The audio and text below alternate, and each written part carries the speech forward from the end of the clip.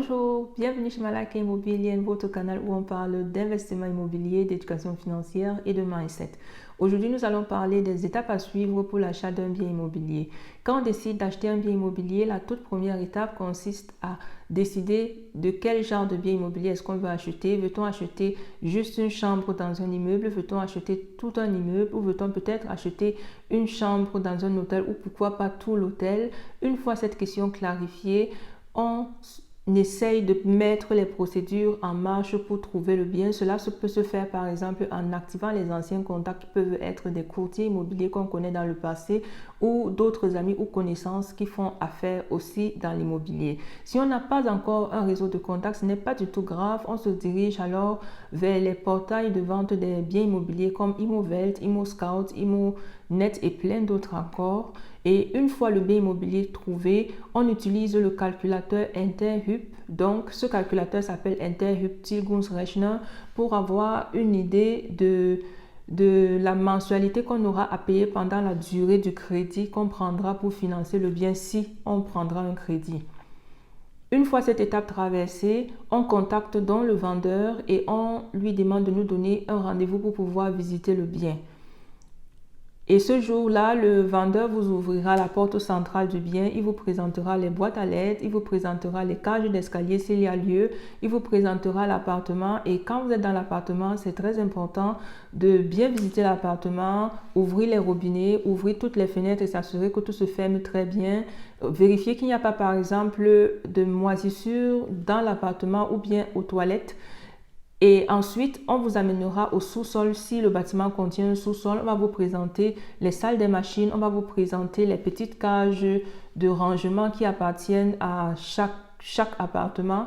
Et après, on vous amènera généralement dehors pour vous montrer où sont posées les poubelles, où sont les garages et surtout les limites du terrain. Et c'est aussi toujours une bonne occasion pour avoir vraiment une idée du voisinage. Une fois cette étape traversée, si tout a été correct pendant la visite, on essaye de s'entendre sur le prix d'achat et je vous conseille vivement de prendre votre courage et de discuter le prix. Quand on s'est entendu sur un prix d'achat, on contacte un notaire.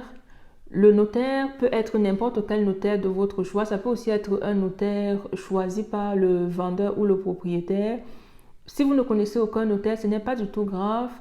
Vous contactez n'importe quel notaire qui est dans l'annuaire ou les notaires en général vont être très fiers d'accomplir cette tâche car ça leur apporte de belles sommes.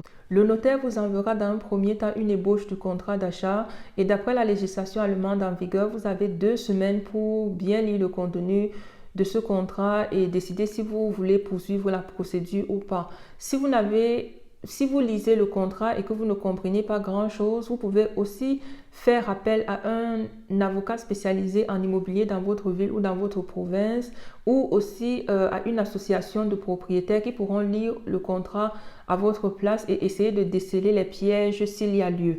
Une fois cette étape traversée, si on est toujours d'accord avec le deal, on recontacte le notaire et le propriétaire et on fixe une date pour la signature du contrat officiel d'achat. Le jour de la signature, le notaire va d'abord vérifier votre identité sur place à vous et au vendeur. Ensuite, il vous relira le contrat d'achat très rapidement et après cela, on va passer à la signature réelle. Mais attention, on n'est pas toujours propriétaire. Après cette étape, il suivra plusieurs procédures administratives et environ 2 semaines après, on vous enverra une lettre stipulant qu'il est temps de virer le prix d'achat. Là, vous virez le prix d'achat et après cette étape, vous devez encore attendre environ 4 semaines et on vous enverra plein de factures entre-temps, par exemple du service des impôts, du notaire ou des autres services administratifs qui sont en train de vérifier les documents et sont également en train de remplacer progressivement le propriétaire actuel par vous. Une fois toutes ces procédures administratives terminées, on vous enverra une lettre officielle stipulant que vous êtes le propriétaire officiel du bien.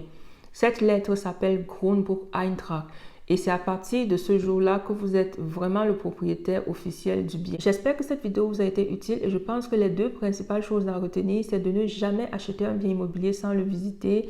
Deuxièmement, toujours passer par un notaire pour toute procédure administrative concernant le processus d'achat. et ne jamais virer l'argent au quartier au vendeur. Je vous donne rendez-vous à dimanche prochain pour une prochaine édition. Merci.